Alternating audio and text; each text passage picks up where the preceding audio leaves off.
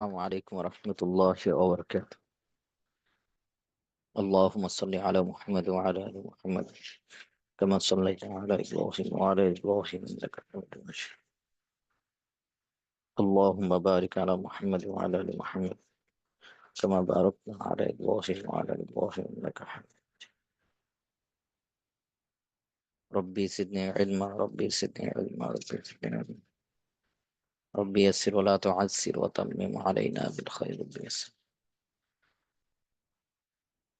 الله لا إله إلا هو الحي القيوم لا تأخذه سنة له ما في السماوات وما في الأرض من ذا الذي يشفع يعلم ما بين أيديهم وما خلفهم ولا يحيطون بشيء من علمه وسع كرسيه السماوات والأرض ولا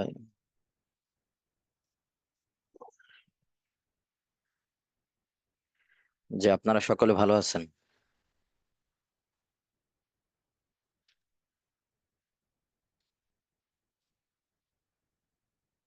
জি ওস্তাদ, আলহামদুলিল্লাহ। আপনি কেমন আছেন? জি জি আলহামদুলিল্লাহ। আপনাদের গ্রুপে মেসেজ দেওয়া হয়েছে? জি ওস্তাদ, আজকে কি প্রশ্নোত্তর ক্লাস না নাকি? জি জি জি। গ্রুপে মেসেজ আসে নাই, কিন্তু আমি জানি আজকে হয়। অন্য ভাই গুলা গ্রুপে মেসেজ কে যেন দিয়ে দেওয়ার কথা ছিল, মনে হয় দেয় না। জি, মেসেজ হয়তো বা কেউ দেয় নাই। জি।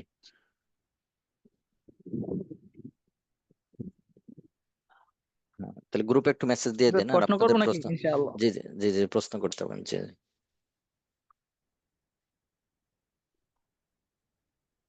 ওস্তাদ, এমনি সম্পর্কে কোনো ভাগ্নে কি বিবাহ করা যায়? এরকম দাদার ঘরের, তার পরবর্তী মেয়ের ঘরের নাতনি এরকম। যদি মাহরাম না হয় তাহলে তো সমস্যা নাই। আপনি কেমন ভাগ্নে দেখতে হবে, যদি দূরের হয় সম্পর্কে ভাগ্নে, এটা সমস্যা নাই, এটা বিয়ে করা যায়। কিন্তু মানুষজন দেখবেন এলাকাতে এটা হই হুল্লোড় বাধাই দেয়, হ্যাঁ ভাগ্নেরে বিয়ে করে। ভাগ্নে মানে দূরের ঘরে যদি এরকম হয়, সম্পর্কে হয়, বুঝতে পারছেন, চাচাতো, তারপরে এরকম যদি হয়, আপনার মাহরাম আমার না হয় তাহলে সমস্যা নাই। বলছে আর জি। কি, ভাগ্নি সম্পর্কে তো মনে হয় আমার ফুফি বলছে আর কি। দাদা তিনজন, তিন দাদার মধ্যে এক দাদার মেয়ের ঘরের মেয়ে, মানে নাতনি বা পত্নী যেটা বলে আর কি, 3 নম্বর অনেক সেক্স। দূরের, অনেক দূরের, তাই তো। কিন্তু দাদারা তিনজন এক রক্তেরই। তার মেয়ের ঘরের মেয়ে, 3 নম্বর প্রজন্ম আর কি। জি জি জি। আমি যতটুকু জানি, আমি বলছি ফুফিরে যে এরকম বিয়ে করা যায়, যেহেতু যেমন মনে করেন আপনার চাচাতো বোন, চাচাতো বোনের বিয়ে করা যায় যাচ্ছে কিনা? জি আছে। জি। তো এটাও তো রক্তেরই হচ্ছে না, একই দাদা জি। থেকে চার চাচা, এর ভিতরে ওই চাচাতো বোনের আবার কি, ওই চাচার হলো মেয়েকে বিয়ে করছে, তো এটা জায়েজ আছে না? আর ওই চাচার মেয়েকে এবার চাচাতো বোনকে বিয়ে করলে দেখবেন বেশি সমস্যা হয় না, দেখবেন ওরকম এটা স্বাভাবিক হয়ে গেছে। এবার চাচাতো বোনের মেয়েকে বিয়ে করবেন, যেটা হলো ভাগ্নি হয়, তাই না ভাই একদিক দিয়ে। হ্যাঁ, তো বিয়ে করবেন, দেখবেন বলবে হ্যাঁ ভাগ্নেরে বিয়ে আরে ভাই, চাচাতো বোনটাই তো বিয়ে করা জায়েজ আছে। তো এখানে ওই চাচাতো বোনের মেয়েকে বিয়ে করা যাবে না? জি। আমি বলছি ফুফিরে, ফুফি বলে ঠিক আছে, রক্তের সম্পর্ক এই সেই। আমি কিন্তু বিয়ে করা যায় আছে, যেহেতু মায়ের পেটের বোনের মেয়ে না, যেহেতু সম্পর্ক দাদার ঘরের নাতনির ঘরের নাতনি, 3 নম্বর দূরে দূরে প্রজন্ম, আসছে। তার জন্য হ্যাঁ বল হ্যাঁ। এই আর কি। তো এরা মহিলা মানুষ, এই আর কি। আমি কি জানি না, কারো কাছ থেকে জানার চাহিদা থাকলে জানি না, নিও সমস্যা নেই। এরকম। যাক ওস্তাদ, জানলাম আলহামদুলিল্লাহ। জি জি ওইরকম আর বা কি। এগুলো যে হ্যাঁ হ্যাঁ, এইগুলো প্রথা দূর করা চাই। ওই যেমন রাসূলুল্লাহ সাল্লাল্লাহু আলাইহি ওয়াসাল্লাম যখন কি করেন, ওই যে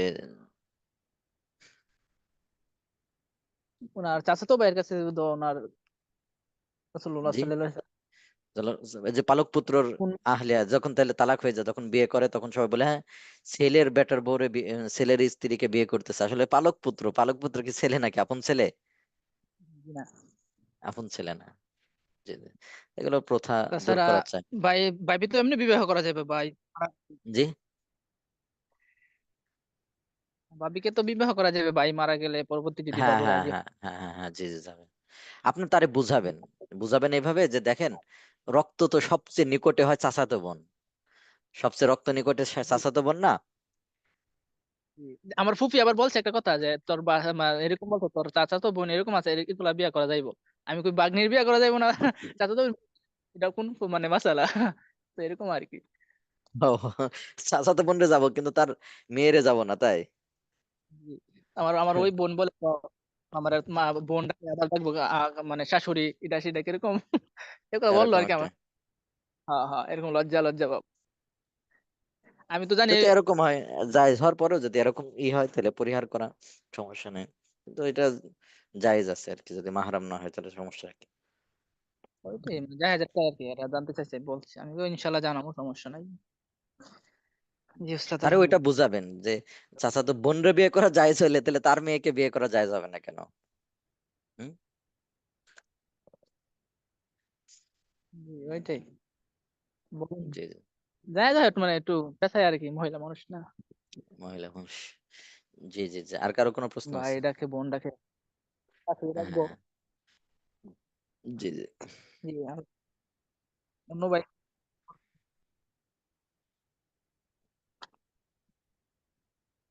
প্রশ্নকারী ভাই এগুলা কোথায় আজকে? আসসালামু আলাইকুম রহমতুল্লাহ উস্তাদ। ওয়ালাইকুম সালাম রহমতুল্লাহ। জি ভাই বল। উস্তাদ, আমরা তো যতটুকু শুনছি বা পড়ছি হাদিস কোরআন থেকে, যে দাজ্জালের যে সময়টা হবে 40 দিন সে পৃথিবীতে অবস্থান করবে। এখন ওই সময়টাতে কি আজান হবে, বা মানে ওই সময় আমরা নামাজ পড়বো কিভাবে, মানে নামাজের যারা ব্যাপারে তো থাকবে। হাদিসের ভিতরে আছে। নামাজের ব্যাপারে তো হাদিসের ভিতরে সাহাবে কেরাম জিজ্ঞেস করছিলেন যে আমরা ওই ওই সময়টা কিভাবে নামাজ পড়বো। সে 5 ওয়াক্ত নামাজ পড়লেই যথেষ্ট হয়ে যাবে? আল্লাহ রাসূল সাল্লাল্লাহু আলাইহি ওয়াসাল্লাম হাদিসে পেয়েছে না, এটা সময় করে করে হিসাব করে করে তোমরা নামাজ পড়ো, তাহলে আজানের ব্যাপারটা ওইভাবে আসবে। এছাড়া আরো স্পষ্ট ভাবে ওরকম পাওয়া যায় না, শুধু এই হাদিসটার উপরে নির্ভর করতে হবে যে তাহলে ওই সময়তে কি করতে হবে, একটা নির্ধারণ করে করে নামাজ পড়তে হবে। যেমন দেখেন, ওই যে কিছু অঞ্চল আছে না, যে তাদের হলো দিনটা অনেক বড় হয়, ঠিক আছে না? কোথায় যেন আছে জি না, উস্তাদ। সূর্য ডুবার পর আবার উঠে যায়। তো ওই ক্ষেত্রে যেরকম তারা একটা হিসাব করে তারা একটা দেখবেন নামাজ পড়ে। তো ওইরকম জাতীয় কিছুটা একটা হবে। তো উস্তাদ, এর চেয়ে স্পষ্ট। এরকম একটা জি। দেশ নাকি নরওয়ে হয়তো। নরওয়ে, জি জি, নরওয়ে হ্যাঁ হ্যাঁ। আছে, গ্রিনল্যান্ড ওইদিকে। হম হম। উস্তাদ, একদিন যে 1 বছরের সমান হবে, এখন এটা কিভাবে সম্ভব, বা এটা মানে একটু মাথায় ঢোকে না, যে একদিন হবে 1 বছরের সমান। এটা আল্লাহ তাআলা ওটা করে দিবেন, এটা তো ধরেন। এখন কি ওটা কি সময় স্থির থাকবে এরকম কিছু? স্থির বলতে? মানে স্থির না তো মনে সময় হয়। এটা কিভাবে হবে এটা দাজ্জাল ওই সময়তে, এটা আল্লাহ তাআলা ভালো জানেন। এটা আসলে মানে, হাদিসের ভিতরে স্পষ্ট যদি না বর্ণনা করে নিজের থেকে, তো এটা বানায় এটা জি জি বলার তো জি, এটা সম্ভব না। বলা যাবে না, জি। কিছুটা এতটুকু খেয়াল রাখেন, আমরা হিসাব করছি যে এটাই, এই যে ওই এলাকাগুলোতে আপনি কি বলবেন, যে এই জি, এলাকাগুলোতে আপনার সূর্য সারাদিনই দিন থাকে, 6 মাস দিন থাকে, তাহলে কি বলবেন? তাহলে দিনই 6 মাস, দিনই কয় জি, মাস? তো 6 মাস। এইটা যে আমাদের ক্ষেত্রে কিন্তু লাগাবে না, যে ওই জায়গায় 6 মাস কিভাবে হলো দিন, হ্যাঁ, আছে না? জি বুঝতে। এটা আবার আমাদের 6 মাস এই জায়গায়। রাত হ্যাঁ, 6 মাস রাত, এটা এরকম। আমাদের সাথে মিলবে না। তো এরকম জি, ভাবে ওই সময়তে ওরকম জাতীয় কিছু একটা হবে, যেটা আমাদের সাথে কি হবে না, ওইটা মাথায় ধরবেন না আপনি, ওইটাই কি মাথায় মাথায় রাখতে ধরে হবে। বলেন ওরা 6 মাস কিভাবে? জি মাঝে মধ্যে বুঝতে বলে পারছি। 6 মাস কিভাবে দিন হয়। বুঝতে এইটাই, পারছেন? জি বুঝতে পারছি। তাহলে তাদের তো রাত নাই, তাহলে বলবেন যে না আমাদের তো 12 ঘন্টা রাত, 12 ঘন্টা দিন, এই সিস্টেমের আর কি। জি বুঝতে পারছি, বুঝতে পারছি। জি, ওয়াইয়াকুম।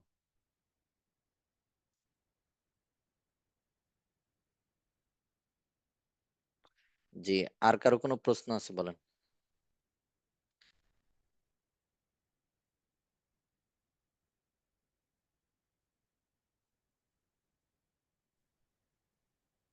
না হলে আমরা কিছু মাসালা আলোচনা করব।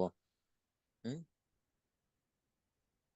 জি উস্তাদ করেন, অন্য ভাইদের হয়তো প্রশ্ন নাই। হ্যাঁ, আর এখানে আমাদের আপনাদের ব্যাচের 2 জন সরাসরি এখানে উপস্থিত, এখানে থাকি ক্লাস করতেছে, বুঝতে পারছেন? টাকা এই যে আপনাদের ওরকম দাওয়াত, আপনারা তো আসেন না। অনেক দূরে উস্তাদ ইনশাআল্লাহ। জি। আমরা তো অনেক দূরে, ইনশাআল্লাহ হবে একদিন। দূরে বলতে কোথায় আপনি? আমি উস্তাদ মালয়েশিয়াতে। ও, মালয়েশিয়াতে।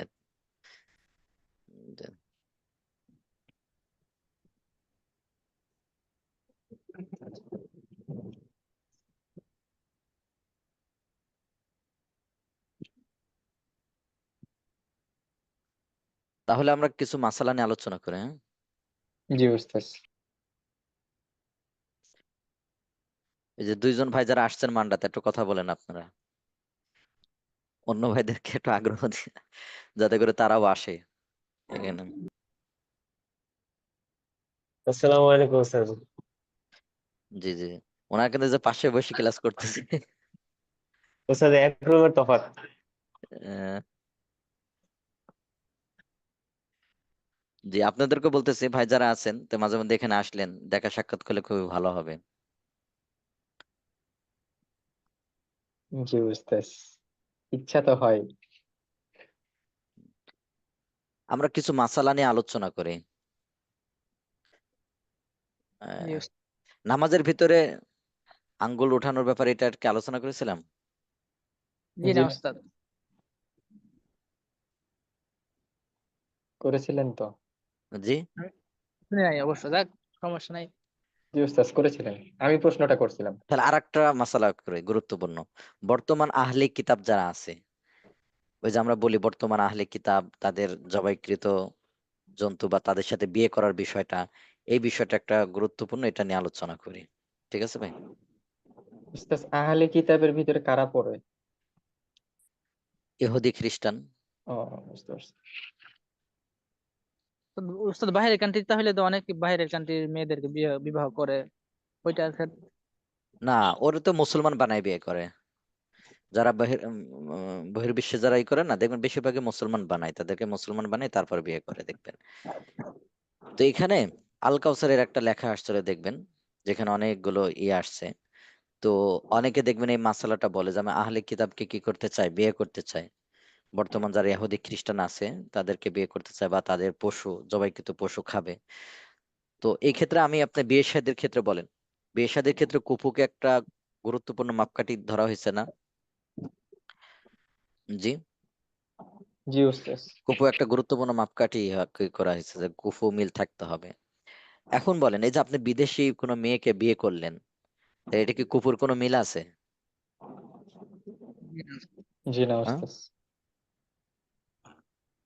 এটা কুফুর মিল নাই। তাহলে আপনার কাছে দুইটা মেয়ের প্রস্তাব আসলো, একটা হলো কুফু মিল আছে, দিনদার, পরবর্তী আপনার সন্তানকে দিনদার বানানোর একটা আছে, তো এমন একটা মেয়ের প্রস্তাব আসছে। আর একটা আসছে, মনে করেন যে হয়তো ইহুদি বা খ্রিস্টান আহলে কিতাব দাবি করতেছে, কোনটা উত্তম হবে, কাকে বিয়ে করা? উস্তাদ দিনদারকে। প্রথম জন। প্রথম দিনদার। জন না? এই যে জি দেখবেন উস্তাদ। যে কিছুদিন আগেও দেখছেন যে মায়ের বাড়ি হলো চাইনাতে, চীনে, বাবার বাড়ি হলো বাংলাদেশে, বিয়ে করে সন্তান হয়েছে, এখন এইটা নিয়ে কত মামলা হলো না? মা চাই যে ওরে নিয়ে যাব, বাবা চাই যে আমি নিয়ে আসবো, এই নিয়ে। তো এই ঝামেলাটা অনেক হয়। আপনি ওটা বিদেশি জাপান কোনো উস্তাদে, ওটা হ্যাঁ, জাপানে। জাপানে, জাপানে, হ্যাঁ। এক ইঞ্জিনিয়ার সাহেব আর কি, দুই আহ, মেয়ে। তো এরকম অনেকগুলো ঘটনা ঘটে, দেখবেন। শুধু ওইটা একটা না, এরকম অনেকগুলো আছে। এবং আমাদের কাছে ব্যক্তিগতভাবে অনেকে মাসালা জিজ্ঞেস করে, যখন আমি বিদেশে গিয়ে বিয়ে করছি, কাহিনী এই বিষয়, আমার সন্তানাদিকে আমি চাই আমার মতো করে চালাতে, আর সে চায় তার মতো চালাতে। তো আপনারা যারা বিদেশে আছেন, বিশেষ করে ইউরোপ কান্ট্রি গুলোতে, এই কিছুদিন আগে আমাদের মুফতি জুবাইর সাহেব হুজুর দক্ষিণ কোরিয়া সফর করে আসলেন, হুজুর বললেন যে ওখানে আপনি মাদ্রাসায় পড়বেন, এই মাদ্রাসায় কোনো প্রশ্ন আসে না, পুরো দক্ষিণ কোরিয়াতে মসজিদ কয়টা মাত্র, হাতে গোনা 8-10টা মসজিদ। তো পড়াতে হলে আপনাকে ইহুদি খ্রিস্টানদেরকে ইহুদি খ্রিস্টানদের স্কুলে পড়াতে হবে, সরকারি স্কুলে পড়াতে হবে। তো অটোমেটিক কি হয়ে যাবে বলেন দেখি, এদের স্কুলে পড়ালে আপনার ছেলে আপনার মেয়ে অটোমেটিক ওই মতাদর্শ গ্রহণ করে ফেলবে। হ্যাঁ, জি। মাঝে মধ্যে বিভিন্ন দেশ থেকে ফোন আসে যে উস্তাদ আমি একটু শাসন করব, এই জিনিসটা হয় না। শাসন করলে কি আছে, বাড়িতে নির্দিষ্ট একটা সংখ্যা আছে, ওটা ফোন দিলে পুলিশ চলে আসে। আবার দেখা যাচ্ছে বড় হয়ে গেছে, আমি শাসন করবো, "এই রাত্রে কোথায় থাকছো, এ থাকছো, বাস এটা বলা যাবে না।" কি হবে? দেখা যাচ্ছে যে তাদের বালেক বালেকা যখন হয়ে গেছে, তাদের ইচ্ছাধীন, তারা রাত্রে যে কোনো জায়গায় যাপন করতে পারে, যে কোনো হোটেলে কাটাতে পারে, অবস্থা খারাপ। তো এইগুলোর ক্ষেত্রে আপনি কি বলবেন? হ্যাঁ, জি উস্তাদ। তো অবশ্যই এদিক দিয়ে লক্ষ্য করে কুফু মিল থাকে, পরবর্তীতে প্রজন্ম ফিতনার আশঙ্কা না থাকে, এরকম মেয়েকে বিয়ে করা। তো এটা করলে তো অবশ্যই কি, বাংলাদেশের যারা আছে কুফু মিলা আছে এদেরকে প্রাধান্য দেওয়া। জি। পাশাপাশি আমি আপনাদেরকে এই জায়গায় মানে একবারে নিষেধ না করলেও, খালি আপনারা মাসালাটা দেখে নেবেন যে বিদেশে সফর করা, অমুসলিম কান্ট্রিগুলোতে সফর করার বিধানটা কি, দেখবেন কিছু শর্ত আছে। এই যে যিনি কথাগুলো বললেন দক্ষিণ কোরিয়ার কথা, একজন ইমাম সাহেব, বুঝতে পারছেন, তার ছেলে কি মানে দিন নাই বলতে নাই, এই যে সব এভাবে ঘুর ঘুর করে বা বিভিন্ন জায়গায় সব মনে করেন সন্তানদের, আপনি সন্তানদেরকে পড়াবেন কোথায়? এরকম অনেকগুলো রাষ্ট্রে আছে এরকম, বেশিরভাগই তো দেখা যাচ্ছে তাদের কুসংস্কার, তাদের ওই যে আপনার জিনা ব্যবচার, এগুলো তাদের জন্য তো সহজ। জি, উস্তাদ। জি। তো এখানে আমরা কিছু যে আহলে কোরআনের আহলে কিতাব যারা আছে তাদের ব্যাপারে আমরা ই করব, যেখানে যে আন্তঃধর্মীয় বিবাহ আইনটি সম্পূর্ণ কোরআন সুন্নাহ বিরোধী একটি আইন। কারণ আল্লাহ তাআলা শিরক ও কুফরের এমন নারী পুরুষের সাথে মুসলমান নারী পুরুষের বিবাহ হারাম করে দিয়েছেন। বুঝতে পারছেন? এখান থেকে অনেকগুলো আয়াত আছে যে অমুসলিমের সাথে কি নাই, বিয়ে করা জায়েজ নাই। বুঝতে পারছেন? মুশরিক যারা আল্লাহকে স্বীকার করেন, এগুলো স্পষ্টভাবে আয়াতের ভিতরে আছে। হুম? তো আহলে কিতাব যারা যারা তো তাদের কিছু মাপকাঠি আছে, যেখান থেকে মাপকাঠির বিষয়টা কি কি হতে পারে এটা বলেছে। যে ইহুদি খ্রিস্টান নারীদের বিবাহ বাকি থাকলে ইহুদি খ্রিস্টানদের প্রসঙ্গে, এক্ষেত্রে কোনো মুসলিম মেয়েকে তাদের ছেলের কাছে বিয়ে দেওয়া তো এমনই হারাম যেমন মুশরিক মেয়েকে বিয়ে করা হারাম। তবে আহলে কিতাবের কোনো মেয়েকে কোনো মুসলিম পুরুষের জন্য বিয়ে করার বিষয়ে সূরা মাইদার 5 নম্বর আয়াতে শর্ত সাপেক্ষে ছাড়ের বিধান রয়েছে, কিন্তু এই বিধানটি অনেকে ভুল বুঝে কিংবা ভুল প্রয়োগ করে। তাই এই বিষয়ে বিস্তারিত আলোচনা হয়েছে। তো মুসলিম ছেলেদের জন্য আহলে কিতাব মেয়েদের বিবাহ করার বিষয়ে ইসলামী শরিয়াতের হুকুম কয়েক ভাগে বিভক্ত এবং বিভিন্ন শর্ত ও প্রয়োজনীয় ব্যাখ্যার দাবিদার। তাই বিষয়টির গুরুত্ব অনুধাবন করে একটি ভূমিকা সহ কিছুটা বিস্তারিতভাবে আলোচনা করা হলো। অনেক মানুষকে বলতে শোনা যায় মুসলমানদের ছেলেদের জন্য আহলে কিতাব মহিলাদের বিবাহ করা বৈধ। এটি একটি ব্যাখ্যাবিহীন অসম্পূর্ণ কথা। কেউ কেউ একথা মনে করেন যে যে কোনো ইহুদি খ্রিস্টান মহিলাকে বিবাহ করা বৈধ। এ ধারণা নিতান্ত ভুল। বুঝতে পারছেন? আমাদের ভিতরে আছে না এটা, মানে এরকম ই করে যে আহলে কিতাব হইলে হবে, আহলে কিতাব মানে ইহুদি খ্রিস্টান হইলে তাদেরকে বিয়ে করা জায়েজ আছে। হ্যাঁ, ইহুদি খ্রিস্টান হইলে তাদেরকে, কিন্তু মুশরিকদের বিয়ে করতে নিষেধ করা হয়েছে, স্পষ্ট ভাবে বলা হয়েছে। তেমনি ভাবে ইহুদি খ্রিস্টান বর্তমানে আছে। আপনারা জানেন যে সারা পৃথিবীতে যত ধর্মের লোক আছে, সবচেয়ে কোন ধর্মের লোক বেশি বলেন দেখি? ধর্ম বলতে পারি বা নাস্তিক্যবাদ, নাস্তিকদের সংখ্যা বেশি, এটা জানেন? জি। জি জি, উস্তাদ। উস্তাদ। যদিও তারা একটা ধর্মের অধীনে বলে, যদিও তারা একটা ধর্মের অধীনে বলে যে আমরা খ্রিস্টান, ধর্ম পরিচয় দেয় খ্রিস্টান, কিন্তু নাস্তিক। যদিও তারা ধর্ম পরিচয় দেয় ইহুদি, বেশিরভাগ হলো খ্রিস্টান, তো খ্রিস্টানদের সংখ্যা সবচেয়ে বেশি। তো প্রতিটা ধর্মেই দেখবেন যে নাস্তিক আছে, তো খ্রিস্টানদের বেশিরভাগই হলো নাস্তিক। মূল তারা ওই ধর্ম মানে না। বুঝতে পারছেন? তো বৌদ্ধ নাস্তিকের সাথে যারা, বৌদ্ধ যারা তারা তারা বৌদ্ধদের কি? ভিতরে কিছু আলাদা আছে, ধরেন এরা মুশরিক, কিন্তু আপনার এখনো দেখবেন নাস্তিকদের সংখ্যাটা বেশি। আপনি নেটে সার্চ দিবেন, দেখবেন যে বলবে যে নাস্তিকদের সংখ্যাটা বেশি এখন পৃথিবীতে। ঠিক আছে। হ্যাঁ। তো প্রকাশ থাকে যে এই উত্তরণ পত্রে 3টে শব্দ ব্যবহার: বিবাহ সংগঠিত হওয়া, বিবাহ নাজায়েজ হওয়া, বিবাহ অনুত্তম হওয়া। তো বিবাহ সংগঠিত হওয়ার অর্থ হচ্ছে এই কাজ সম্পাদনের পর ওই দম্পতির স্বামী স্ত্রী সুলভ ব্যবহার ব্যভিচার বলে গণ্য হবে না তাদের সন্তান বৈধ বলে গণ্য হবে। আর বিবাহ নাজায়েজ হওয়ার অর্থ হচ্ছে কাজটি করা শরীয়তের দৃষ্টিতে অবৈধ গুনাহের কাজ এবং তা থেকে বিরত থাকা কর্তব্য। আর বিবাহ অনুত্তম বলা বোঝানো হয়েছে যে কাজটি সম্পূর্ণ অবৈধ না হলেও তা পরিত্যাজ্য এবং তা থেকে বেঁচে থাকা উচিত। এখন এখানে কিছু আলোচনা দেখেন। বিবাহের জন্য শর্ত কি কি? 1 নম্বর, প্রথমে জানা থাকা দরকার যে এ যুগের অধিকাংশ ইহুদি খ্রিস্টান আহলে কিতাব নামধারীর আদমশুমারিতে ওই দুই ধর্মের লোক বলে সরকারিভাবে রেজিস্ট্রিকৃত হলেও মূলত তারা কোনো আসমানি কিতাব বা ধর্মে বিশ্বাসী নয়। এই যে আমি যেটা বলতেছিলাম, যে আপনি এখন দেখবেন রাশিয়াতে ই বেশি না, আপনার লোকজন বেশি। রাশিয়াতে দেখবেন যে কি নাস্তিক্যবাদ।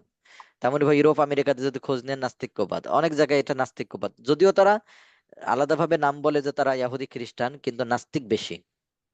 বরং ঘোষিত বা অঘোষিত ভাবে জড়বাদী বা বস্তুবাদী নাস্তিকই বটে। তাই কোনো নারী শুধু সরকারি খাতায় ধর্মাবলম্বী বলে নিবন্ধিত হওয়া কিংবা ইহুদি ও খ্রিস্টান নামধারী হওয়ায় তার সাথে মুসলমান পুরুষের বিবাহ সহি শুদ্ধ হওয়ার যথেষ্ট নয়, বরং বিবাহ শুদ্ধ হওয়ার জন্য নিম্নোক্ত শর্তসমূহ যাচাই করতে হবে। হুম? 1 নম্বর, মেয়েটি বস্তুবাদী নাস্তিক না হতে হবে এবং প্রকৃত অর্থে ইয়াহুদি বা নাসারা তথা আহলে কিতাব হতে হবে। যে কোনো একটা কিতাবের অনুসারে আহলে কিতাব হতে হবে।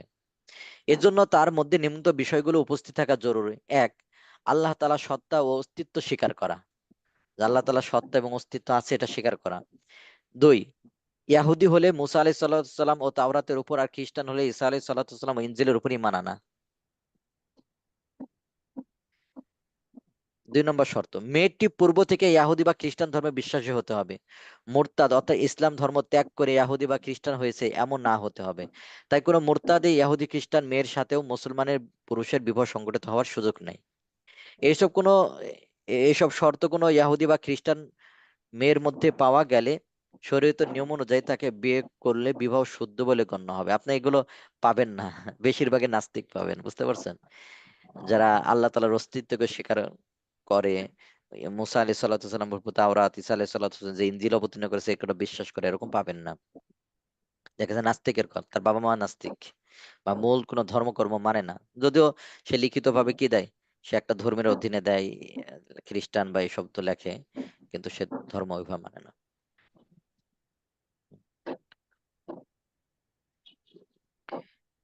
2 নম্বর, বিবাহ জায়েজ হওয়ার শর্তাবলী। ইহুদি খ্রিস্টান মেয়েকে বিবাহের আগে এই বিষয়ে প্রবল আস্থা থাকতে হবে যে এই বিবাহে স্বামী দিন ধর্মের কোনো ক্ষতি হওয়ার আশঙ্কা নেই, বরং এই বিবাহের পরও সে ঈমান ও দ্বীনের উপর মানে অটল থাকতে পারবে ইনশাল্লাহ। এটা কিন্তু নিশ্চিত হতে হবে। কিন্তু দেখবেন অনেক জায়গায় এই জিনিসটা ঝামেলা হয় না ভাই?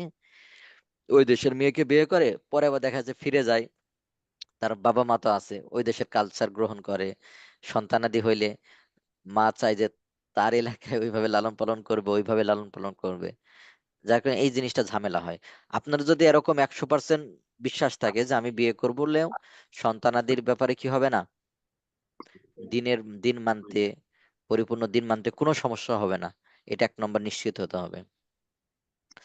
এ ব্যাপারে নিশ্চিত ধারণা ও আস্থা থাকতে হবে যে এই দম্পতির যে সন্তানাদের জন্মগ্রহণ করবে বা মা আহলে কিতাব হওয়ার কারণে তাদের দিন ঈমান রক্ষার ক্ষেত্রে কোনো বাধা শিক্ষা দীক্ষা অনুযায়ী জীবন কাটাতে পারবে। পুরুষ অথবা তার ভবিষ্যৎ সন্তানদের ক্ষেত্রে উক্ত বিষয়ে কোনো আশঙ্কা থাকলে বিবাহ জায়েজ হবে না। এই আশঙ্কাটা আছে কিনা বলেন বর্তমান? জি উস্তাদ। আছে। জি বুঝতেছি। যদি সে ভালোই হতো তাহলে তো মুসলমান হয়ে বিয়ে করতো আপনারে। জি বুঝতেছি।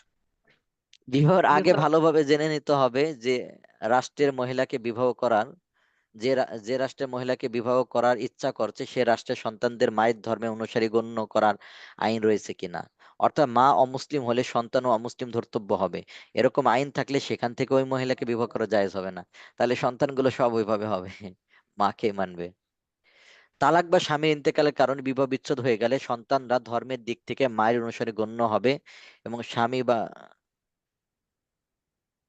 বা স্বামীর ওয়ারিশটা তাদের নিতে পারবে না। এ ধরনের কোনো আইন যে দেশে রয়েছে সে দেশে অবস্থিত কোনো আহলে কিতাব মহিলাকেও বিবাহ করা যায় না। বেশিরভাগ আপনার মুসলিম কান্ট্রিগুলোতে এই আইন আছে, যদি মারা যায় বাস ওরা ওদের মতো করে চলবে, বাংলাদেশই করতে পারবে না। যদি আলামত প্রমাণের মাধ্যমে স্পষ্ট বোঝা যায় যে এই বিবাহের কারণে ইসলামী রাষ্ট্র বা মুসলমানদের কোনো ক্ষতি হবে, তাহলে এই বিবাহ থেকে দূরে থাকা আবশ্যক। উপরোক্ত শর্তগুলোর দিকে সূরা মাইদার 5 নং আয়াতে শেষাংশে ইঙ্গিত রয়েছে। বেধর্মী রাষ্ট্রের ইহুদি খ্রিস্টানদের মধ্যে যেহেতু সাধারণত উপরোক্ত শর্তগুলো পাওয়া যায় না, তাই ফুকাহে কেরাম ঐক্যবদ্ধভাবে এই ফতোয়া দিয়েছেন যে বেধর্মী রাষ্ট্রের কোনো আহলে কিতাব মহিলাকে বিবাহ করা মাকরুহে তাহারিমি তথা নাজায়েজ ও গুনাহের কাজ। কোনো আহলে কিতাব মহিলা যদি ইসলামী রাষ্ট্রে অধিবাসী হয়ে থাকে এবং উপরোক্ত শর্তগুলো পরিপূর্ণভাবে পাওয়া যায়, তাহলে বিবাহ যদিও সংগঠিত হয়ে যাবে, তবুও অনুত্তম। তবুও কি অনুত্তম? কারণ কি, তার থেকে ভালো মেয়ে আছে, ভালো ভালো দিনদার আছে, তো আপনি দিনদার মেয়ে তো বিয়ে করবেন। আপনার কাছে 2টা প্রস্তাব আসলে আপনি তো কি করবেন? দিন রাত তাই বিয়ে করবেন, ঠিক আছে না ভাই? জি বুঝতেছি। স্যার, উস্তাদ বাইরের ক্যান্ডিডেট বুঝতে- বিভাগ হয়তোবা হয়তোবা সেটেল হওয়া বা অর্থনৈতিক এরকম আর কি।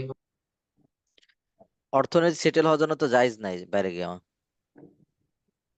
দিনের দাওয়াতের জন্য যাইতে হবে, বুঝতে পারছেন? তাও এই ব্যাপারে কয়েকটা বিষয় নিশ্চিত হতে হবে যে আপনার কি হবে না, আপনার ধর্মের কোনো সমস্যা হবে না, আপনার ইবাদত গুলো নির্দ্বিধায় মানতে পারছেন, এরকম কিছু শর্ত সাপেক্ষে জায়েজ আছে।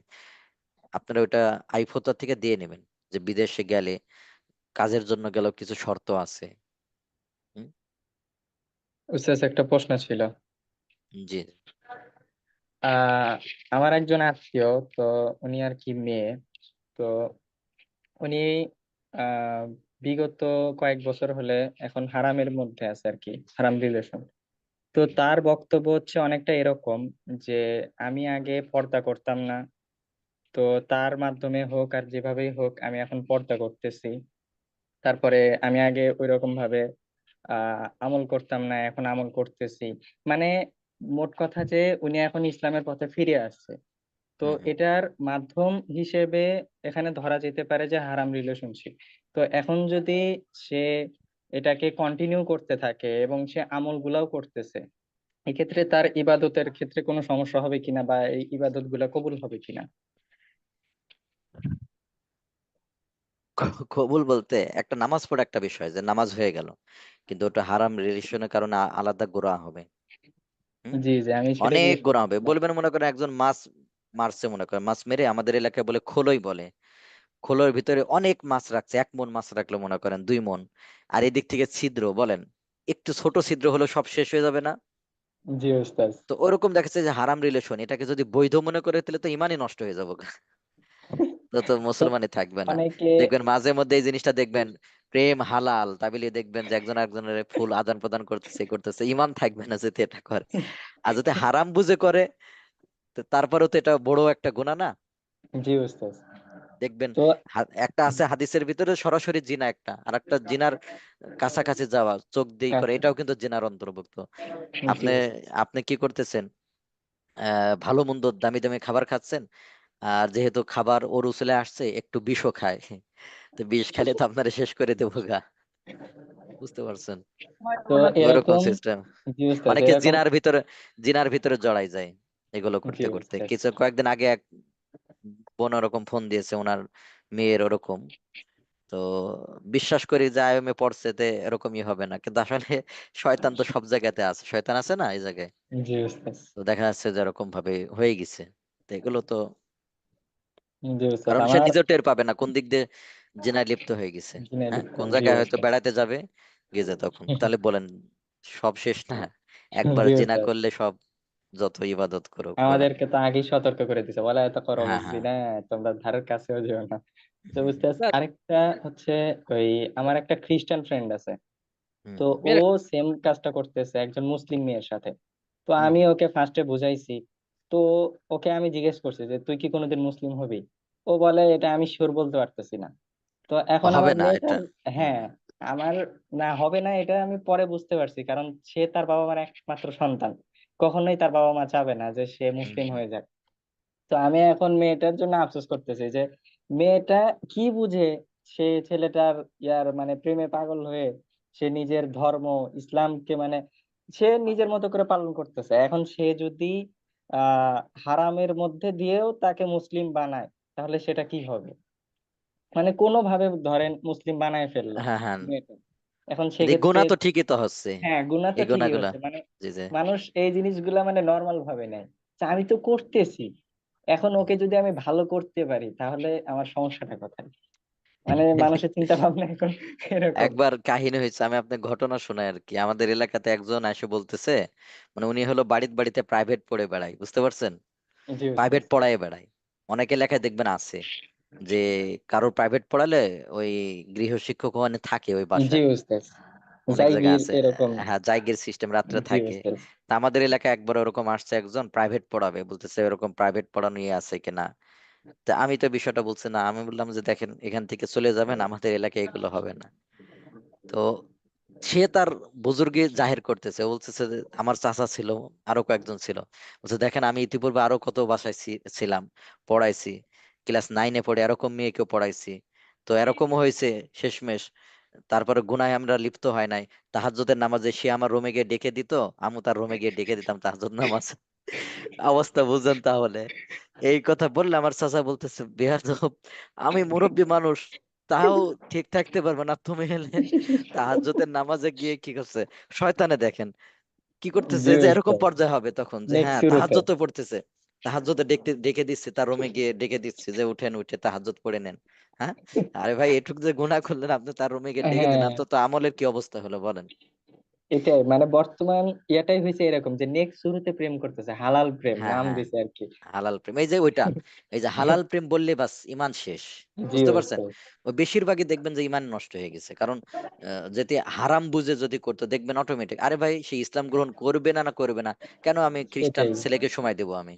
হ্যাঁ, ইসলামকে মেলা বৈধতা দিছে, মাঝে মধ্যে বলবে তুমি কখনোই হোটেলে না। হোটেলে আসো, আমি কি করব, আমি আরো একটু বুঝি তোমার কাছ থেকে, বুঝে হয়তো আমি গ্রহণ করতে পারি, তখন হোটেলেও চলে যাবে, তখন অবস্থা কি হবে বলেন? শয়তান তো প্রথমে টোপ দেয় হ্যাঁ না, হ্যাঁ, জি আস্তে জি জি আস্তে আস্তে আস্তে নিয়ে আসে। জি জি, এগুলো ওই যে বর্তমান যেমন হিন্দুরা যে একটা করতেছে না, এই ওই উস্তাদ যে ভাগোয়া কি জানি একটা। উস্তাদ, যে যে এক মেয়ে এক হিন্দু প্রেমের পড়ছে, এটা ওই ফাঁদ হইতে পারে আর কি, হিন্দুরা মুসলমানকে হিন্দু বানানোর জন্য এগুলা করতেছে হ্যাঁ এরকম। হ্যাঁ, জি জি জি জি জি,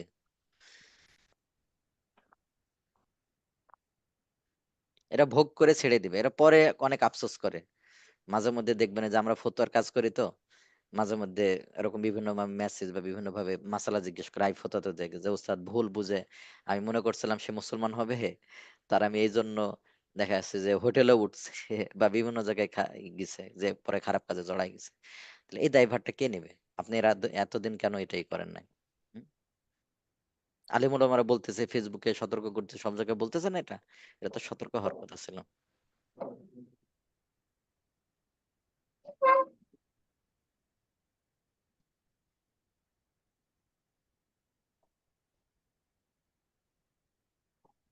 জি, আর কারো কোনো প্রশ্ন নাই? হুম। এখানে আরো কিছু আলোচনা আছে।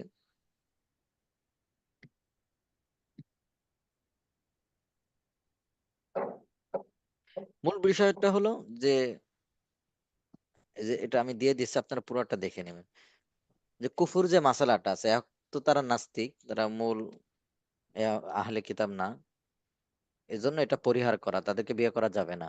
আমাদের ভিতরে এটা ভুল বোঝাবুঝি আছে, হয়তো ইহুদি খ্রিস্টান হলে তেমন ভাবে তাদের হাতের জবাই করা, এটাও কি যাবে না, কারণ বর্তমানে ইহুদি খ্রিস্টান ওইভাবে মূল ওই ইহুদি খ্রিস্টান নাই, তারা সব নাস্তিক। নাস্তিকের তো জবাই করা পশু কি খাওয়া যাবে না, খাওয়া জায়েজ হবে না।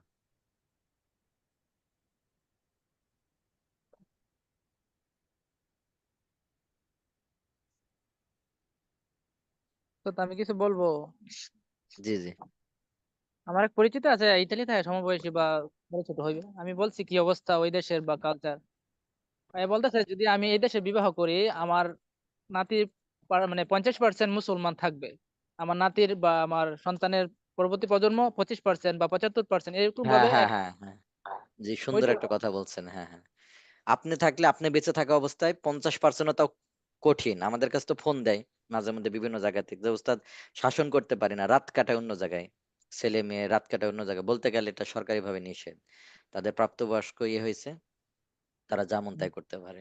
তারপরে আপনি ধরে বান্ধি 50% ধরে রাখতে পারলেন, ধরলেন, ঠিক আছে, পরে আপনার ওই যে ওইটা নাতিপতি কয় পার্সেন্ট চলে আইবো? পঁচিশ ওইটা পার্সেন্ট তো তারপরে দেখবেন ইসলামই চলে গেছে গা।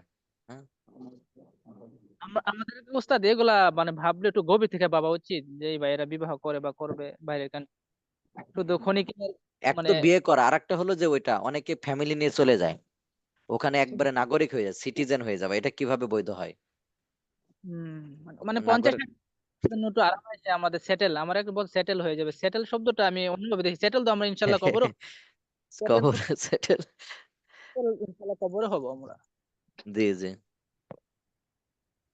ইসলামিক কান্ট্রি গুলোর অবস্থা খুব খারাপ, আর ওইটা তো ইহুদি খ্রিস্টানদের কান্ট্রি। আমাদের যেই দেশে আসে মালয়েশিয়াতে, এদের নারীদের যেই মানে চলাচল, এদের মুখ মানে, এটা হলো কোন পর্দা বুঝি না উস্তাদ, মানে মুখ দেখা যাইবো, হিজাব আছে কিন্তু মুখ দেখা যাইবো, এটা তো মানে মানে পর্দার কোন সেক্টর পড়ে, ওইটা কোন পর্যায়ে?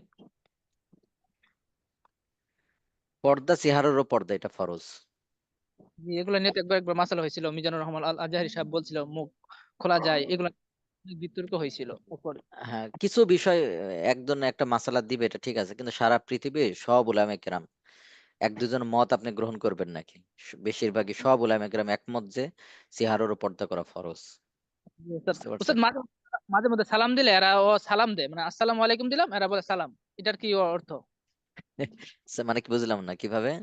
এদেশে সালাম দেই, কিছু কিছু আছে মানে সালাম আসসালামু আলাইকুম বললে এরা সালাম, খালি সালাম বলে? সালাম হুম। সালাম, S S A L M সালাম, মানে সম্পূর্ণ উচ্চারণ হয় না। মাঝে মধ্যে অফিসের কাজে আহ দেয়, তো এরা সালামের উত্তর মানে পুরোপুরি দেয় না। কিন্তু দুঃখজনক, আমি মির্জানুর রহমান আজাহি সাহেবের একটা মানে কনফারেন্সে গেছিলাম, ওনার আমি সালাম দিছি, উনিও বলছে সালাম। তো ওইটা আমার সরাসরি প্রশ্ন করার একটা আগ্রহ ছিল, কিন্তু পারি নাই। এই আর কি, এখন জানতে চাইছি আর কি, তো উনি এই দেশের কালচার অনুসরণ করলো কিনা। উনি আমি তো আর ওনার করি না, আপনি সরাসরি করছেন, তো ওনাকে জিজ্ঞেস করলে এটা ভালো হবে। আর এভাবে তো উত্তর কোনো জায়গায় নাই, কোনো জায়গায় আছে এরকম বলে হ্যাঁ ওস্তাদ। না, সালাম আমার বললে কি হলো? অবাক হয়ে গেছে এই কারণে যে আমি সালাম দিলাম, উনি আমাদের বাংলাদেশের একজন শায়েখ, তারপরে সালামের উত্তর সালাম। ভাই তার এখানে কারোর বিষয় না বলে, হ্যাঁ, উনি একজন বড় আলেম, ওনার দ্বারা অনেক খেদমত হচ্ছে, বুঝতে পারছেন? তো ওনার ব্যক্তিগত যদি কোনো বিষয় থাকে তো ওনাকে করবেন। ঠিক আছে ভাই, আছে ওনাকে সরাসরি। জিজ্ঞেস করবেন, হ্যাঁ ওনাকে জিজ্ঞেস, ওনার কাছে দলিল থাকতে পারে, ওনাকে জিজ্ঞেস করবেন। না, আমি কোনো ব্যক্তিগত আক্রমণ নাই ইনশাআল্লাহ দিলের মধ্যে, না না জানলাম আর ওইটা কি। না, ওইটা না বলতেছে না, আপনার নাম বলে তো যে অন্য যারা আছে তারা তো শুনে ফেললো। আসসালামু আলাইকুম ওস্তাদি। ওয়ালাইকুম আসসালাম ওয়া রাহমাতুল্লাহ। নামাজ সংক্রান্ত একটা প্রশ্ন ছিল। জি জি জি ভাই বলেন। মনে করেন যে আমি নামাজে গেলাম, প্রথম রাকাতে মনে করেন প্রথম রাকাতে হুজুর সাহেব মনে করেন যে ইয়াতে রুকুতে গেছে।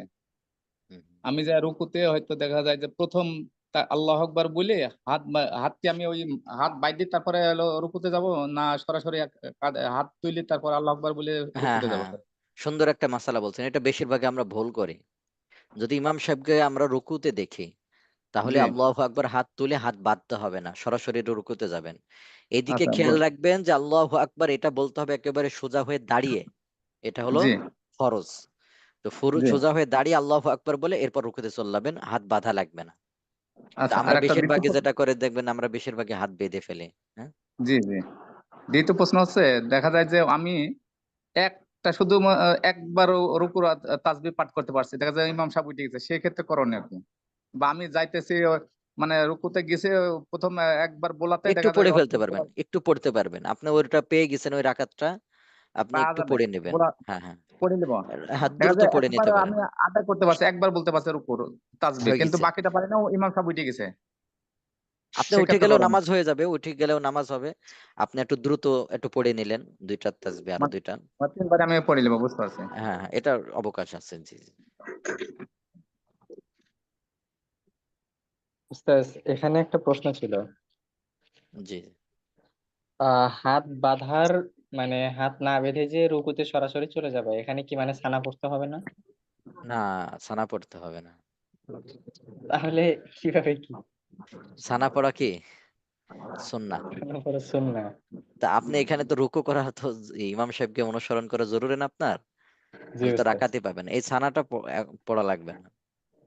ও, সুন্নাহ, একটা আর একটা সুন্নাহ প্রশ্ন ছুটছে, বুঝতে পারছেন? যেমন আপনি ইমাম সাহেবের সাথে তো কি পান নাই, সূরা কেরাত পান নাই, পান নাই, পেয়েছেন? আপনি জি না রুকু উস্তাদ। পেয়েছেন মানে ওই রাকাত পেয়ে গেছেন, হাদিসের ভিতরে স্পষ্ট কথা, সানা পড়া না পড়াই বিষয় না। রুকু পাইছেন মানে কি, ওই রাকাত পেয়ে রাকাত গেছেন, পেয়ে গেছি। এজন্য এখানে ছানা না পড়ে সরাসরি চলে যাবে। আচ্ছা, আর একটা প্রশ্ন ছিল। জি জি। মনে করেন যে 4 রাকাত ফরজ নামাজে প্রথম 2 রাকাতে দেখা যায় যে আমি সূরা কেরাত একা নামাজ পড়লাম, সেক্ষেত্রে প্রথম 2 রাকাতে মিলাই না, লাস্টে তৃতীয় রাকাতে মিলাই নাম, চতুর্থ রাকাতে ভুল বশত আমি একটা সূরা মিলাই ফেলেছি, সেক্ষেত্রে করণীয় কি? সাহস সেজদা দিতে হবে নাকি? না, ভুলবশত হলে সাহু সিজদা এই ক্ষেত্রে দেওয়া লাগবে না।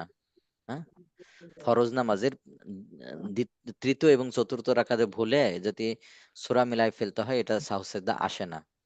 যদি আপনি জি ভুলে দিয়ে ফেলেন সাহু সিজদা, নামাজ হয়ে যাবে, নামাজের সমস্যা নাই। একটা মনে রাখেন এই মাসালাটা, কারণ এটা হলো অন্যান্য সুন্নত নামাজে কি 4 রাকাতই সূরা মেলানো না, জি আর জি। ফরজ নামাজে কিন্তু 4 রাকাতে সূরা মেলানো না, সেই হিসাবে ওইটার উপরেই করে, যেহেতু এমন নামাজ আছে যেখানে 4 রাকাতে সূরা মিলানো হয়, তো এই হিসাবে ভুলে যদি কেউ মিলাই ফেলে তাহলে তার কি করা লাগবে না, সাহস সাহু সেজদা সিজদা দেওয়া লাগবে। দেওয়া লাগবে না। না, ওস্তাদ, আমি বলবো একটা প্রশ্ন। জি জি। আমরা তো প্রথম বৈঠকে মানে তাশাহুদ পড়ার পর যদি না মানে দুরূদ শরীফ পড়ার পর আল্লাহুম্মা সাল্লি আলা মুহাম্মাদ এরকম বলে ফেলি, তাহলে কি সাহস সিজদা লাগবে ব্যক্তিগতভাবে একা হ্যাঁ, নামাজ? এত দূর পড়ে ফেললে লাগবে সাহু সিজদা। আল্লাহুম্মা এতটুকু পড়লেন, কিন্তু সল্লি আলা মুহাম্মদ বলে ফেললে আপনাকে সাহসিয়ত দিতে হবে। মোহাম্মদ পর্যন্ত গেলে দিতে হবে। হ্যাঁ, জি জি জি। আহ,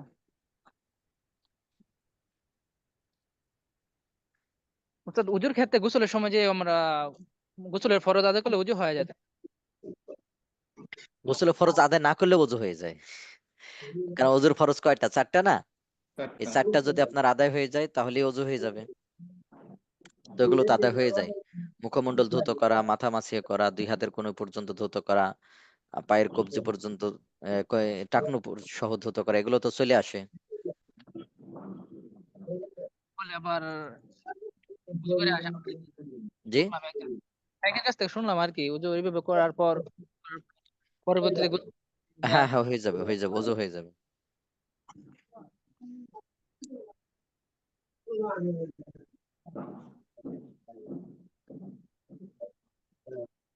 যে আর কারো কোনো প্রশ্ন আছে?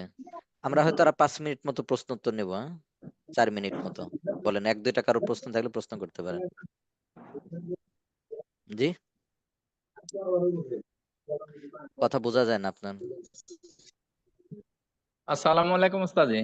ওয়ালাইকুম আসসালাম ওয়া রাহমাতুল্লাহ। জি বলেন। মেয়েরা যখন বাসায় নামাজ পড়ে কতটুকু আওয়াজ দিয়ে নামাজ পড়তে পারবে? মেয়েরা যখন বাসায় একা একা নামাজ পড়ে। হাদিস থেকে যেটা পাওয়া যায়, মহিলারা সব সময় নিম্ন আওয়াজে পড়বে। বুঝতে পারছেন? আমরা যেভাবে স্বাভাবিকভাবে যে নিম্ন আওয়াজে পড়ি নামাজগুলো, নিজে এভাবে নিজে পড়বে। যতটুকু শোনা যায় কানে আর কি। হ্যাঁ, আমরাও কিন্তু একেবারে বেশি জোরে কিন্তু পড়ি না। হুম, না। হ্যাঁ, ওইরকম ভাবে পড়বে। তবে ফজর, মাগরিব, এশা এই 3 নামাজে একটু যদি জোরে পড়ে, যে ওখানে অন্য কেউ শোনার নাই, তাহলে নামাজ হয়ে যাবে। তারপর এখানে উত্তম হলো যে এটা জোরে না পড়ে কি করা, আস্তে আস্তে আস্তে। আস্তে পড়া। কিন্তু অন্য নামাজে মাঝে মধ্যে দেখবেন কোনো বোন প্রশ্ন করে যে উস্তাদ আমি একটু জোহরের নামাজ, আসরের নামাজ একটু জোরে জোরে পড়ি, এটা আমার খুব ভালো লাগে। বলেন, পুরুষরা জোরে জোরে পড়লে নামাজ হবে? মহিলা তো দূরের কথা। না। জোহরের জোহরের নামাজ নামাজ যদি আপনি একা একা পড়তেছেন বাসায়, জোরে জোরে কেরাত পড়লেন, নামাজ হবে? না। হবে না, কারণ এখানে আস্তে পড়াটাই তো আপনার উপর আবশ্যক ছিল। হ্যাঁ, জোর আছে। হুম, হুম। আর মহিলাদের জন্য ওই মাগরিব, এশা, ফজরের ক্ষেত্রে কিছুটা ছাড় আছে ওই ক্ষেত্রে। তারপর এই ক্ষেত্রে উত্তম হলো যে আপনি আস্তে আস্তে পড়বে মহিলারা। মেয়েরা কি বাসায় জামাত করতে পারবে? হয়তো ফ্যামিলি পরিবারে 2 জন বা 3 জন যদি থাকে। পুরুষ নামাজ পড়াবে। না না, না মেয়েরা মেয়েরা। না, মেয়েরা পড়াবে না, মেয়েরা জামাত করাবে না ওরা।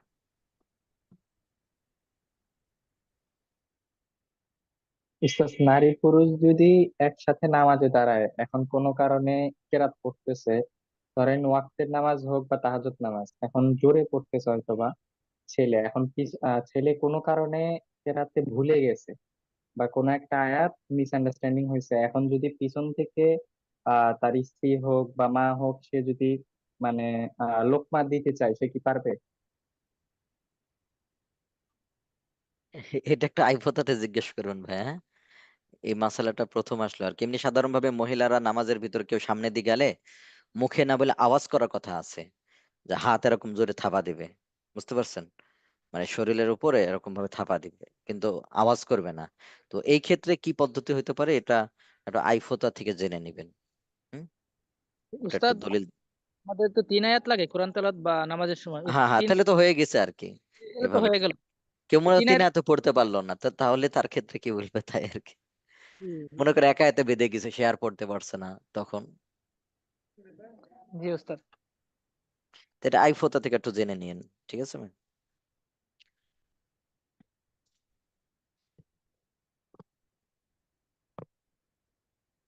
জি, আর কারো কোনো প্রশ্ন আছে? আর 1-2 মিনিট আমরা করে শেষ করে দেবো ইনশাআল্লাহ। উস্তাদ একবার এদিকে কমেন্ট করছে টিসিবির পণ্য কি আমরা ধনী গরিব যারা সবাই কিনতে পারবো কিনা এরকম। কেন ধনী গরিব কেন নেবেন? টিসিবির পণ্য কাদের জন্য? গরিবদের জন্য না? উস্তাদ আমি জানি না সঠিক। যতটুকু দেখি তো গরিবদের জন্য। যদি এমন হয় যে সরকারের অনুমতি আছে যে কেউ নিতে পারবে, তাহলে আর সমস্যা নাই। কিন্তু আমার যতটুকু দেখা জানাই, যেখানে যেগুলো দেখে আমাদের মাদ্রাসার পাশেও দেয়, এগুলো গরিবরা। আর কিছু পণ্য আছে টিসিবি যেগুলো সবাইকে, ওরা এমনি ওপেন এক জায়গায় দাঁড়ায়, যে আসে সেই দেয়, ওইগুলো তো জায়েজ আছে, বুঝতে পারছেন? আর ওইগুলো বেশি কমও বিক্রি করে না, হয়তো সর্বোচ্চ কিছু কম। যেমন মনে করেন 500 টাকার জিনিস আপনি নেবে হয়তো 400 টাকা, এটা হলো সবার জন্য আছে কিছু পণ্য, এরকম আমার জানা যতটুকু। তো মূল বিষয়টা হলো যদি এরকম হয় যে সবার অনুমতি আছে তাহলে সবাই নিবে, আর যদি গরিবদের জন্য হয়ে থাকে তাহলে গরিব নেবে, এখানে ধনীরা নেবে না। জি।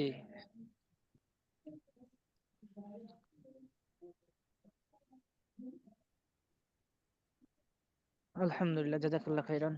জি জি, ওয়াইয়াকুম। তো ঠিক আছে, তাহলে আজকে আমাদের এই পর্যন্ত থাক, আগামী দর্শে আবার হবে ইনশাল্লাহ। আর নোটিশটা আগে দিলে আপনাদের অনেকজন, আগে তো অনেকজন উপস্থিত হতেন, প্রায় 25 জন মতো মনে হয়। স্যার, জি, কোন 8 নাম্বার না 9 নাম্বার গ্রুপে দেবো? বুঝে নেবে। উস্তাদ মানে ওয়ালাইকুম। 9 নাম্বার গ্রুপে দেবো, 9 নাম্বার নাকি 8 নাম্বার? গ্রুপ বলতে আপনাদের ইয়ে আছে না? টেলিগ্রাম ভাই। হ্যাঁ, টেলিগ্রাম, জি, বার্তা গ্রুপ আছে, বার্তা গ্রুপে দিবেন। আসসালামু আলাইকুম ওয়ালাইকুম আসসালাম ওয়া রাহমাতুল্লাহ। জি ভাই বলেন। স্যার, সফরের ব্যাপারে যে একটু বললেন ওইটা একটু ক্লিয়ার করেন, অনেকে হয়তো জানে না এই বিষয়টা। কোনটা? ওস্তাদ, আমাকে তো সফরে সফরে থাকা অবস্থা কসর নামাজের বিষয়টা। কসরের নামাজের ক্ষেত্রে জি স্যার। যেমন উদাহরণস্বরূপ আমি আপনাদেরকে বলি যে কসরের বিধানটা, যে কতটুকু সফর করলে কতটুকু কি হবে। যেমন আমার বাড়ি হলো কুষ্টিয়াতে, তো আমি যখন ঢাকার উদ্দেশ্যে আসব, তো ঢাকাতে যখন প্রবেশ করব তখনই কিন্তু আমি মুকিম হয়ে যাব। অনেকে যেটা আমাদের ভিতরে মাইন্ডে আছে যে আমার বাড়ি পর্যন্ত তো আমি যাই নাই, তা আমি কি করব, একটু দূরেও কি করে কসর করে, এটা দূরে কিন্তু করা যাবে না। যেমন উদাহরণস্বরূপ আমি আছি মান্ডা শেষ মাথাতে, তো আমি যখন আমার কুষ্টিয়া থেকে বাড়িতে আসবো, যখন আমি আপনার আমিন বাজারের পরে যে ব্রিজটা আছে, গাবতলীর আমিন বাজারের মাঝখানে যে ব্রিজটা, যাহা ব্রিজটা পার হয়ে যাইবো, চলে আসবো ঢাকার ভিতর, তখনই কিন্তু আর আমি কসর পড়তে পারবো না। কসর পড়তে হলে আমার কি করতে হবে, এর আগ পর্যন্ত করতে হবে। বুঝতে পারছেন ভাই? তাহলে কসর পড়তে হলে এর আগ পর্যন্ত করতে হবে, যখন আমার এরিয়ার ভিতরে ঢুকে যাব তখনই করতে পারবো। অনেকে যে জিনিসটা করে একেবারে যেখান থেকে সফর শুরু করছে ওর একটু পর থেকে কসর শুরু করে, যেই বাড়িতে যাবে এর আগ পর্যন্ত, ওর আগের মহল্লাতেও কি করে যে আমি এখন তো বাড়ি পর্যন্ত পৌঁছাই নাই, সে কসরের নামাজ পড়ে। এই জিনিসটা করলে হবে না। ঢাকাতে একটা এরিয়া হলো এদিকে আমিন বাজার, ওই ব্রিজ, এই যে কাশপুর ব্রিজ আছে, উত্তরের এক দিয়ে আরেকটা কি যেন মাঝখানে মনে হয় আবদুল্লাপুর ব্রিজের মনে হয় সম্ভবত, এরকম আর কি। এদিকে আর একটা আছে, এরকম চারিদিকে একটা এরিয়া দেওয়া আছে। আপনি এরিয়ার ভিতর ঢুকলে তখন আর কি হবেন না, যদি আপনি ঢাকাতে কি হন, আপনার আবাসস্থল কোথাও থাকে, আপনার চাকরির সূত্রে কোথাও আপনি অবস্থান করেন, কোনো জায়গায় মাঝে মধ্যে আসেন, তাহলে ঢাকার এই এরিয়ার ভিতর ঢুকলে তখন আর আপনি কি না, মুসাফির না। মনে করেন যে আমি ঢাকায় গেছি একদিনের জন্য, আবার চলে আসবো, ব্যাক করে চলে আসবো, সেই ক্ষেত্রে করণীয় কি? সেক্ষেত্রে তো আপনি পুরো দিনে আপনি তো মুসাফির, আপনি যেখানে মন সেখানে গেলেন মুসাফির। কিন্তু আমি বলতেছি কেউ অনেকে ঢাকাতে চাকরি করেন, ঢাকাতে জি এক জি, জায়গায় থাকেন, স্থায়ী মানে। তা আপনি এই এরিয়ার ভিতরে যেখানেই ঢোকেন সেখানেই আপনি মুকিম হয়ে যাবেন জি, বুঝতে পারছি। পুরো এলাকায়। কিন্তু অনেকের ভিতরে এটা ভুল বুঝ আছে হয়তো, যে আমার স্থান পর্যন্ত তো আমি যাই না, আমি তো যাত্রাবাড়ি থাকি, আমি তো এখন কেবলমাত্র কোথায়, মতিঝিলে, আমি তো বাড়ি থেকে আসতেছি, এখনো তো আমি যাত্রাবাড়িতে পৌঁছাই নাই। তো মতিঝিলেও সে কি করে, কসর করে, অথচ মতিঝিল আর যাত্রাবাড়ির দূরত্ব নিকটে। এই জায়গায় হলো যে আপনার ঢাকার এরিয়ার ভিতরে যখন ঢুকে যাবেন তখনই আপনি কি মুকিম মুকিম। হয়ে যাবেন। যদি আপনার এখানে কোনো আবাসস্থল বা চাকরি থাকে, এখানে আপনার আসা যাওয়া থাকে, মাঝে মধ্যে এখানে থাকেন, সেই ক্ষেত্রে। আর যদি এমন হয় যে আপনার কিছু নাই, ঢাকাতে আপনি আসেন জানি না, 1 বছর 2 বছর পর হঠাৎ করে, বা 6 মাস 2 মাস পরে হঠাৎ একদিন আপনি ঢাকাতে কোনো কাজে আসছেন, তাহলে তো আপনি ঢাকাতে যেখানেই থাকেন সেখানেই আপনি মুসাফির।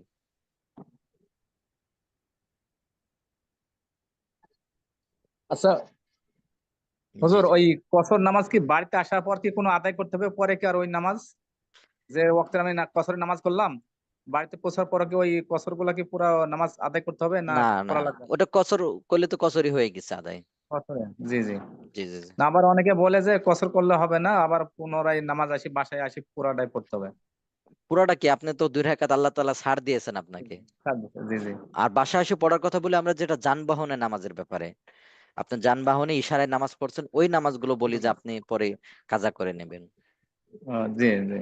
ট্রেনের ভিতর বা বাসের ভিতর দেখা যায় যে পাইলাম না, রানিং অবস্থায় পড়ে নিলাম, ওই সেই ক্ষেত্রে গুলা। জি জি জি জি।